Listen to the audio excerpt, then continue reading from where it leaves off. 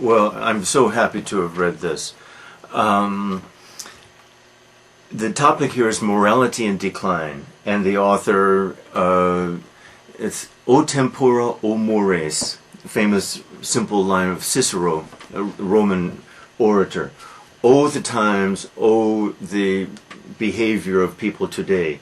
It's not the same as it was in der guten alten Zeit, as the Germans used to say. In the good old days of Hitler, things wouldn't have happened like this.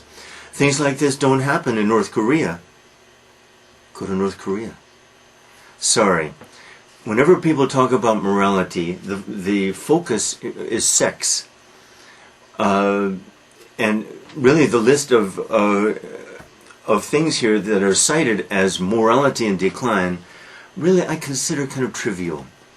If morality is centered on sex, that morality is trivial. That morality, it wants to focus on something simple and obvious, and is probably avoiding really serious moral issues. Cloning is a serious moral issue. Freak dancing, as they say, young people touching each other's bodies clothed on the dance floor, is not a serious moral issue, friends. And graffiti on walls and even scratching cars or vandalism.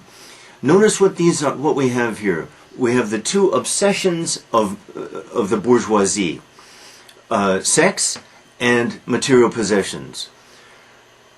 The bourgeoisie does not like to think beyond these things, at least too often.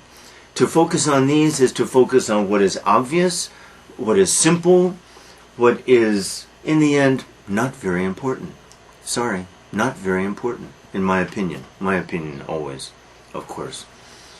And so that woe is me, people just aren't the way they used to be, girls used to be virgins when they got married, kids used to chew gum, and that was considered a terrible offense, and now they what?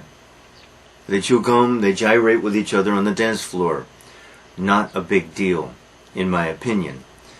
And I'm only surprised that God did not find his way into this article. And that doesn't mean God. That means this author using God for his own conservative, superficial, middle-class values. Let's talk about serious things. Serious things are homelessness. Serious things are terrible things that people do to each other, criminal or other terrible things. Now, I want to focus on one thing here, which seems to me to tell more than it gets to below the surface a little bit. South Korea now, this is 3 years old, has an all-sex cable channel. I didn't know this. Dr. Shin even didn't know this. Now, if an author uses this as an example of the terrible moral decline, I think this illustrates my point perfectly.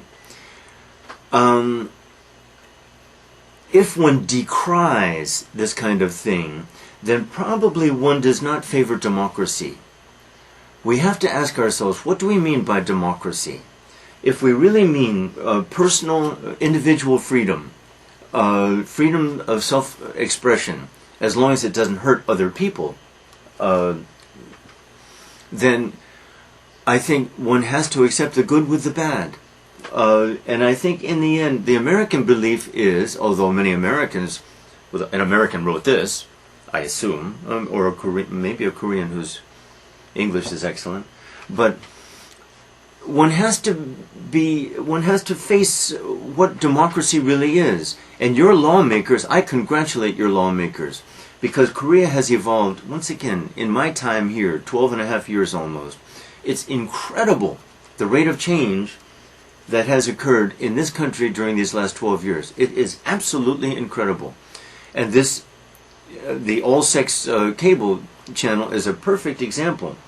Now, I credit your lawmakers with allowing that, because your lawmakers are facing democracy and the consequences of democracy with seriousness and sobriety.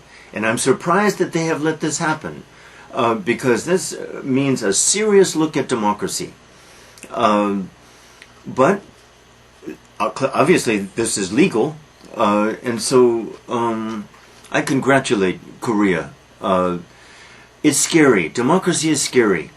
Pornography and the rest of these things all come with it as part of the package.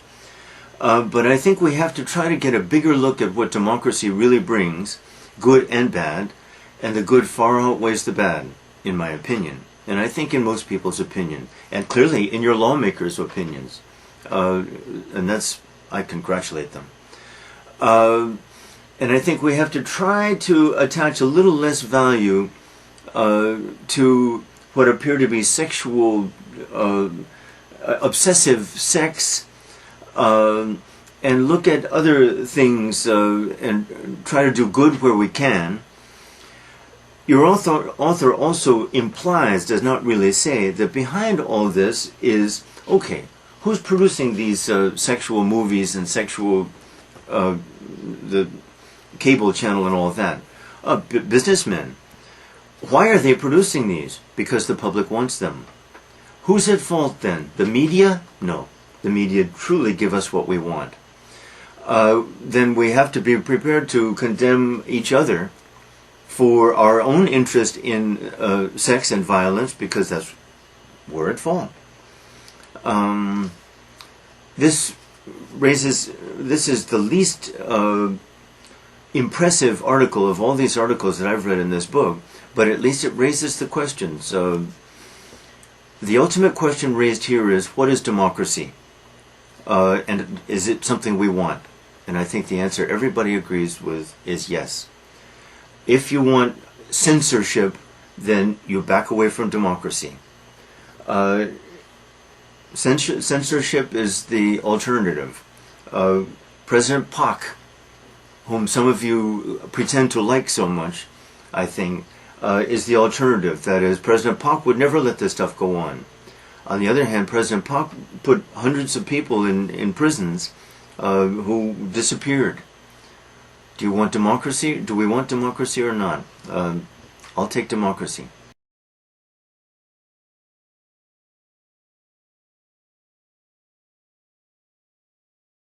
In decline. 1. What does most morality discussions focus on? 2. What are the two obsessions of the bourgeoisie? 3. What do most middle-class moralists focus on? 4. What are serious moral issues? 5. What is embodied in democracy? 6. What must one accept with democracy? 7. Who is to blame for the media's distribution of sexual and violent materials?